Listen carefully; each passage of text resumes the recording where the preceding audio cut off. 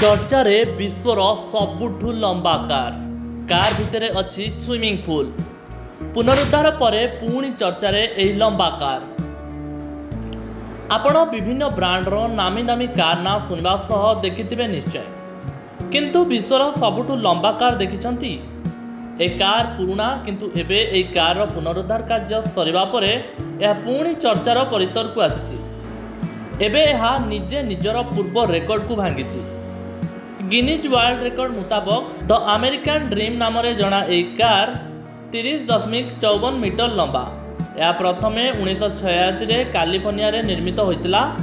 सेतेबेले यार लंबा 60 फुट थिला एवं एथिरे 26 टी चक थिला। कार रो आगरे और पछरे V8 रो जोड़ा इंजिन लगा जायतिला। एबे यार पुनरुद्धार करा जाय याकू 30.5 मीटर लंबा करा जायछि। याकू उभय पटु ड्राइव करिहेबो। ए कार भितर स्विमिंग पूल रही, यात्रिकों रही bath tub, mini golf course, एथिरे फ्रिज, टेलीफोन, टेलीविजन सेट मध्य रही। एथिरे एका बेले को 70 रु अधिक लोक यात्रा करें। केवल एतिक नुहे, कार रही हेलीपैड।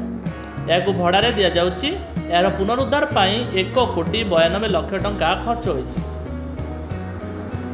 किंतु यार पार्किंग समस्या जोगु याकू रास्ता रे न चलाई म्यूजियम रे रखिबा उपरे विचार करा जाउछि। Bureau report, Hiranchal live. तेबे एभली किछि गुरुत्वपूर्ण खबर देखिबा को चाहंती आम चैनल को लाइक, सब्सक्राइब और शेयर करो।